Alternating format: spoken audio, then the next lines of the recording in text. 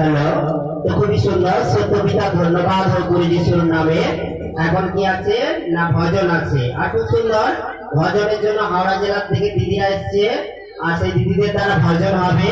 আর ভজন খুব সুন্দর ভাবে যখন হবে তখন দিদিরা আগে আগে, আর তোমরা যত ভাই বোন আছে সব পিছিয়ে পিছিয়ে, আর হাতের তালি হবে খুব সুন্দর ভাবে, ইয়ারের সহিত খুশির সহিত হাতের তালি হবে। ঠিক আছে, চলো খুব সুন্দর একটা উদাহরণের দ্বারা তোমাদেরকে শেখাবে। ঠিক আছে, চলো। তো দিদি সবাই অন্য মানুষ নাকি? তোমাদের শেখার ইচ্ছা নেই তো? আছে তো? চলো।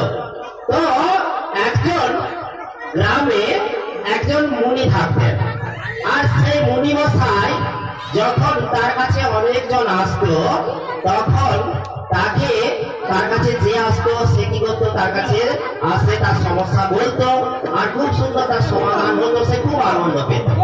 কিন্তু কি হলো, একদিন একটা ঘটনা, গ্রামের কিছু মানুষেরা তারা কি করলো, সেই মুনি যখন রাস্তা দিয়ে যাচ্ছে, ও দিদি সবাই অন্য শোনেন, যখন ওই মুনি, এটা আমাদের জীবনের ঘটনা, ধ্যান লাগাও, তবে শিখতে পারবে, তবে বড় হতে পারবে।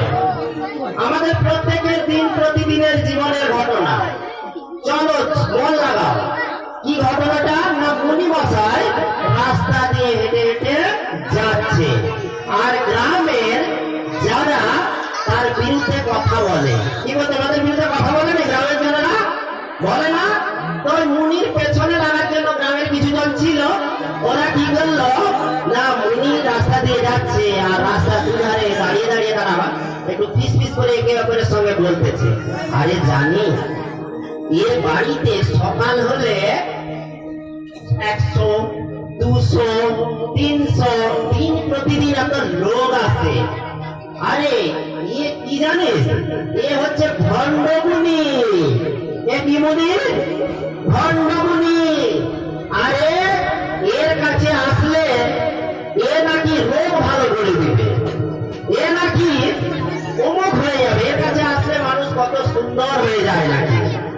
তো মুনি রাস্তা দিয়ে চলেই যাচ্ছে, আর রাস্তার দুধারে যারা ছিল তারা এইভাবে বলতেই আছে, মুনিকে বলতে যে ভণ্ড,